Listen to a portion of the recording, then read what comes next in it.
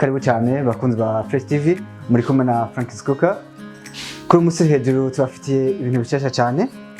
Turafitiye hosete yitwa Club Sandwich.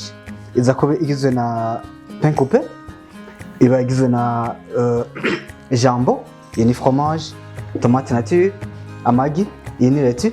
Turaza kwa accompagner na sauce cocktail iza kuba igizwe na mayonnaise hamwe na ketchup. Ibyo nizo biza kuba bigize hosete yacu. Nkuko twama tubigenza, ntitwiba turateba, tuca tugenda directement kuri mise en place. Karibu.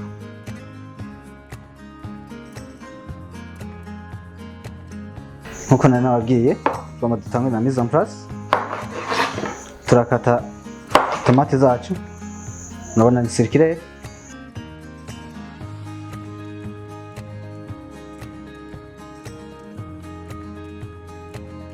Turabandanya mise en place. Iri ni igi.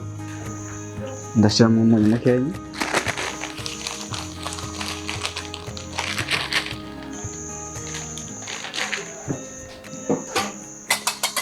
Turabikubita. Turashyiraho juste amavuta makeya, huile d'olive. Dusekako igi ryacu. Kugira dukore akaomelette.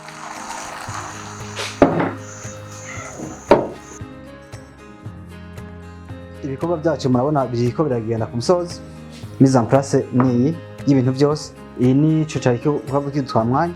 Ure twoma dutangure na presentation ya recette nyezina. Dutangura ku cyo twifuza cyose. Biza kuvana n'ibyo wewe wifuza. Je reka ntangure kuri fromage. Ndashiramo comme ça. Tushirako indi tartine. Ndasizeko jambon. Comme ça. J'enchaîne une tartine.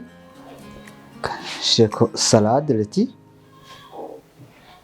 avec mes tomates.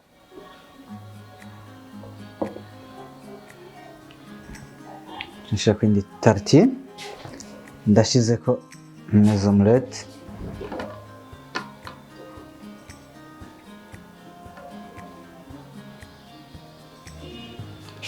J'enchaîne une tartine.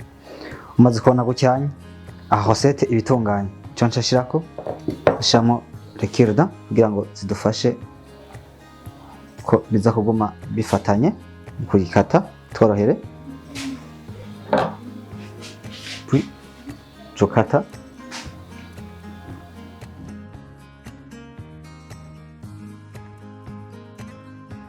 ini sauce cocktail ngomba nkore nashizemo mayonnaise na ketchup. Urashaka gushiramo ipiripiri ikakiba sauce piquante. Ibyo byose urumva biravana ibyo uza kuba ugomba kuhara kriya wawe.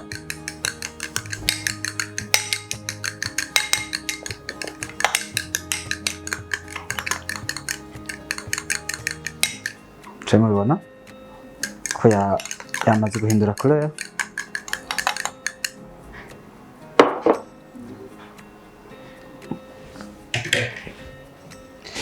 Icyo dusigaje ngaha ni ku presenta kugira ngo umukiriya wacu tumurungike nkuko twamatora babwiye.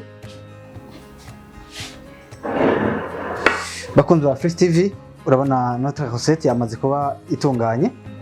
Ikisigaye niko umukiriya wacu tumurungika. Murabibona kujisho byonyene uko biri kose. Dutegerezwa kuzomya commentaire zanyu nziza ubu turazikeneye. Murabibona ukuntu bisa neza cyane kujisho. Donc biratuma wifuza gufungura. Be turabatumira yuko mutubwira uko ibintu mubibona hanyuma natwe tubandanye tubazanira bishasha. Karibu cyane tubandanye dutezanya imbere. Ciao.